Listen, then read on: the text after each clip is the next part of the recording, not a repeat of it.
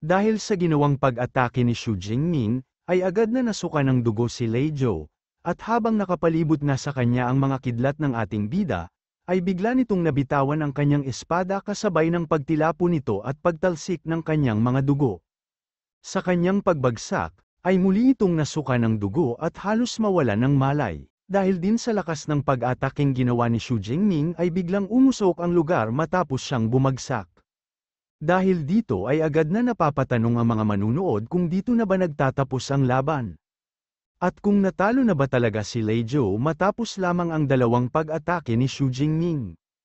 Ang ilan ay tinatanong kung nasaan na ang nagsasabi kanina na kung lakas ng abilidad ang batayan, ay mangingibabaw si Lei Zhou. Ngunit ngayon ay tila instant kill nga daw ang nangyari. Bukod dun ay sinabi din nila na karamihan sa mga first year sa paaralang ito, ay tiyak na hindi kakayanin ang ginawang pag-atake ni Xu Jingming, kaya alam umano nila sa kanilang sarili na ang lakas ni Xu Jingming ay sadyang malayo ang agwat kung ikukumpara sa kanila. Sa isang tabi ay pinapakinggan naman ni Liu Ming ang usap-usapan ng ibang mga estudyante, at agad na niyang naisip na masyado umanong boring ang labanan na ito, dahil alam niya sa kanyang sarili na hindi pa ginagamit ng kanyang junior brother na si Xu Jingming ang 10% ng kanyang buong lakas.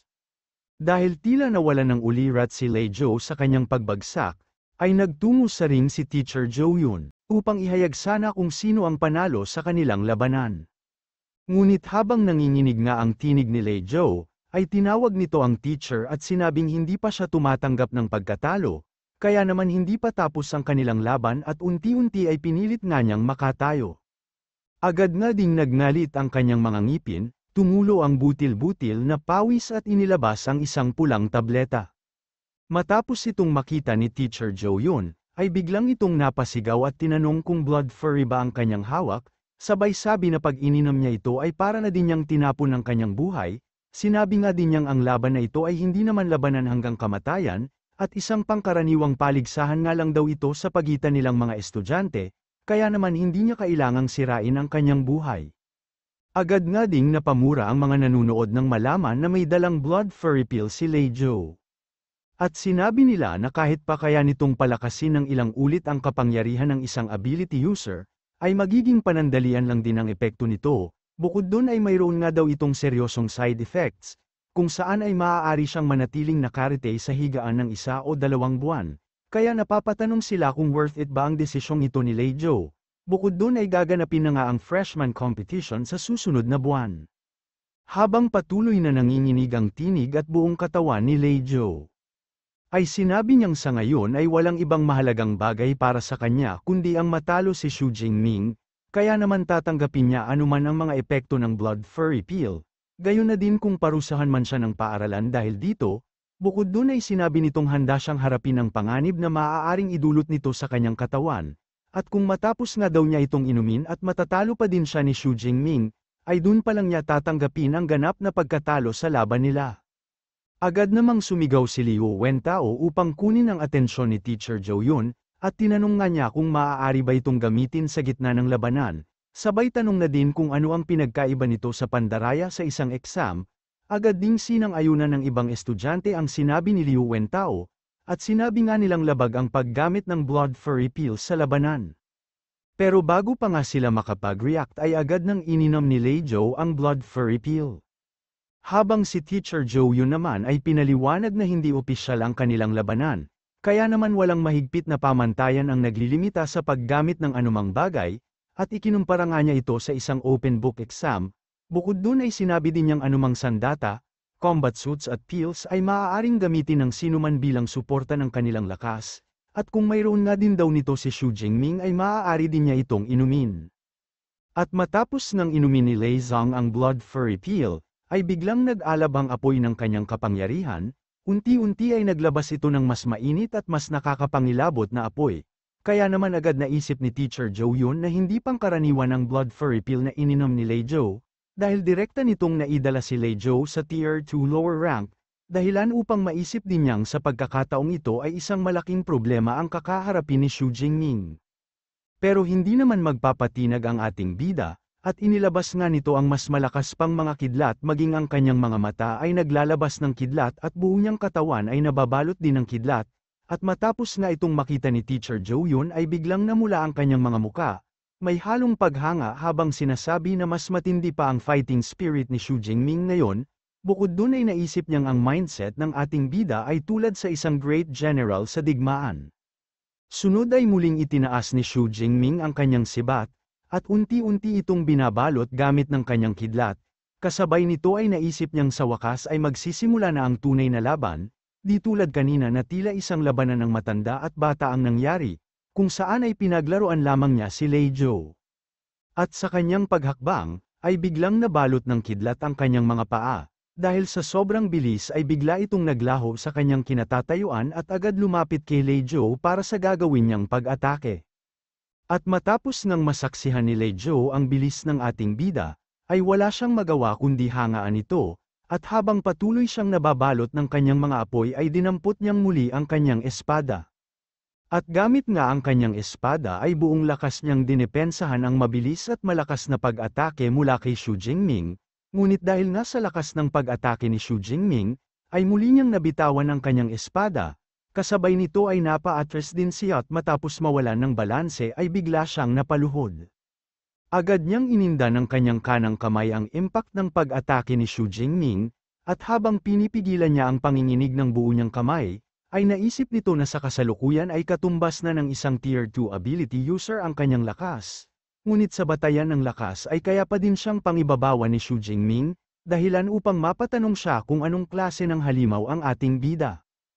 At dahil sa hindi niya kayang labanan ng harapan si Xu Jingming, ay naisip nitong mas mainam kung dumistansya siya at gumawa ng malayuang pag-atake, agad nga din niyang tinipon ang lakas ng kanyang mga apoy at sunod-sunod na fire attack ang ginamit niya sa pag-atake patungo sa ating bida.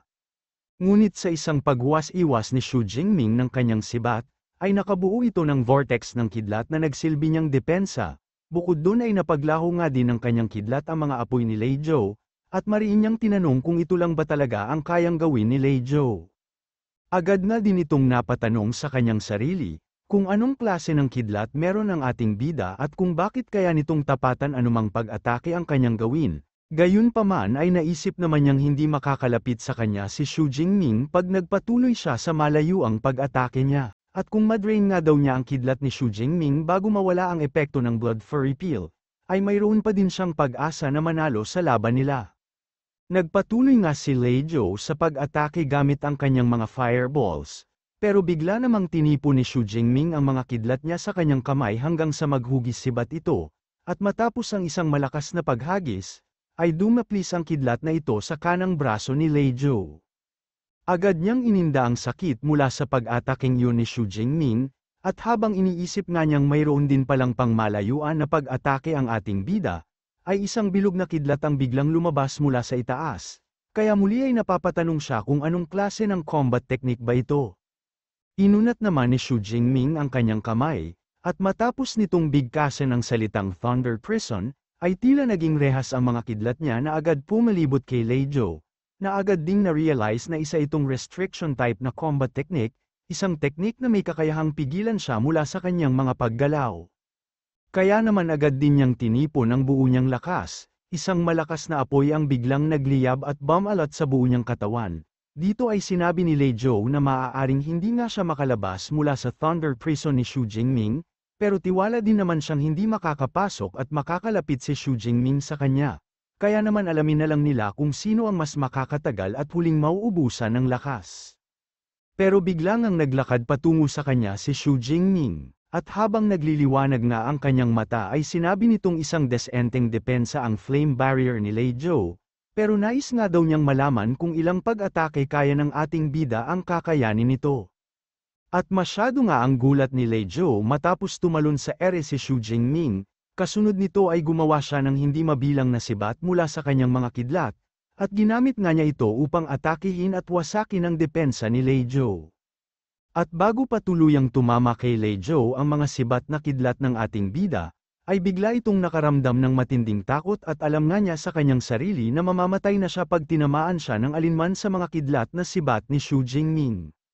Dahil sa matinding takot, ay agad itong napapikit at buong lakas nga niyang isinigaw ang salitang sumusuko na ako. Kaya naman napatigil si Xu Jingming bago pa tumama ang kanyang sibat sa muka ni Lei Zhou, 1 pulgada na lang ang pagitan kung tutuusin. Ngunit dahil sa matinding puwersa ng kanyang pag-atake, ay nahirapan din siyang pigilan ito, at wala siyang ibang magawa kundi baguhin ang direksyon at itarak ito sa kaliwang dibdib ni Lei Zhou. Agad na bumulwak ang dugo ni Lei Zhou at napasigaw siya sa sobrang sakit. Matapos nito ay marahang hinugot ni Xu Jingming ang kanyang sibat mula sa katawan ni Lei Zhou, at habang nakaluhod nga si Lei Zhou sa gilid, ay diniklara ni Teacher Zhou Yun na ang nagwagi sa kanilang laban ay walang iba kundi si Xu Jingming. Agad na namangha ang mga manunood dahil sa brutal na pagkapanalo ni Xu Jingming. Higit sa lahat ay hindi sila makapaniwala na matapos lamang ang 4 o 5 segundo, ay sunod-sunod at iba't ibang combat techniques ang pinakawalan ni Xu Jingming sa kanyang mga pag-atake. Bukod dun ay napansin nga din nilang ang koneksyon at kombinasyon ng paggamit ni Xu Jingming sa kanyang mga combat techniques ay masidong malinis at pulido, at ayon sa kanila ay hindi ito ang pangkaraniwang antas ng freshman sa paggamit ng combat techniques. Sunod ay sinabi nga ng isang lalaki na bukod sa magandang kombinasyon ng paggamit ni Xu Jingming sa kanyang mga combat techniques, ay pakiramdam niyang mga B-ranks ang kanyang techniques, pero sinabi naman ng isa na kung mayroon siyang 4 na B-ranks techniques ay masyado itong nakakahanga, dahil siya nga daw ay isang C-rank na technique lang ang alam niya. B-rank wika naman ni Liu Ming sa kanyang sarili, at napahawak nga siya sa kanyang noo. Habang iniisip na masyadong minamaliit ng ibang estudyante ang kanyang junior brother, dahil alam niya sa kanyang sarili na ang mga techniques na ginamit ni Xu Jingming ay 4 na A-rank techniques, at masyado nga daw malakas ang loob ng junior brother niyang aralin ang mga ito, pero ang bagay na hindi niya mapaniwalaan ay hindi lamang basta inaral ni Xu Jingming ang mga teknik, dahil masyado nang mataas ang kanyang mastery at nagagamit na niya ito sa labanan. Nung siya nga daw ang freshman ay isang A-rank na combat technique lamang ang kanyang inaral, yun ay ang Thunder Flash, bukod dun ay inabot pa din siya ng 4 na buwan upang matutunan ito, habang ang ating bida naman ay ilang araw lang ang kinailangan, dahilan upang makaramdam siya ng matinding pressure mula sa kanyang junior brother. Sunod ay nagpasalamat si Lei Zhou sa ating bida, dahil pinilit nitong ilihis ang direksyon ng sibat na dapat sana ay tatama sa kanyang ulo at magiging sanhi ng kanyang kamatayan, kaya naman buong puso niyang tinatanggap ang kanyang pagkatalo. At bukod nga daw sa panalo ni Xu Jingming sa kanilang pastahan, ay siya na din ang bahala sa utang ng tita ng ating bida. Sunod ay sinabi ni Teacher Zhou Yun, na ang 50 credit points gayon na din ang 3.2 million daksha currency ay na-deposit na sa student account ni Xu Jingming, kaya naman agad itong nagpasalamat, at agad din niyang naisip na ang sugal sa gitna ng labanan ay isang mabilis na paraan upang kumita ng pera. Lumapit naman si Liu Wentao sa ring, at agad nga niyang pinuri at binati si Xu Jingming sa kanyang pagkapanalo. Sabay sabi na ngayon ay mayaman na ang ating bida at tanong kung nais ba niyang sumama sa Modu City Center ngayong gabi upang makapag-relax. Sinabi naman ni Xu Jingming na baka hindi siya makasama, dahil mayroon pa silang schedule ng training ng kanyang senior brother na si Liu Ming, sakto namang naglakad din ito patungo sa kanya at sinabi na sumama na siya kay Liu Wentao, dahil ang susi sa tagumpay ay ang pagkakaroon ng balanseng pamumuhay. Sinabi din niyang ilang linggo ng patuloy sa pag-ensayo ang ating bida kaya naman kailangan din niyang mag-relax. Dahil dito ay bahagyang natawa si Xu Jingming at sinabi na kung ganun ay sasama na siya. Agad naman tumingin si Liu Wentao kay Liu Ming at sinabi nga niyang ang senior brother ng ating bida ay mayroong Jade Pivot True Thunder, isang lightning type na A-rank na abilidad, at siya nga daw ang vice president ng Ash Society.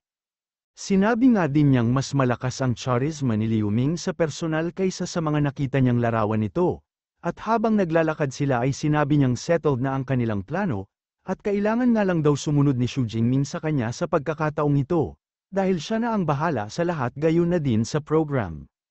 Dahilan upang mapalingon sa kanya ang ating bida upang tanungin kung anong program ang sinasabi niya, masaya naman itong sinabi na ang program na yon ay ang program na hindi niya dapat palagpasin matapos siyang makapasok sa university, dahil sa program nga daw na ito ay maraming mga babae.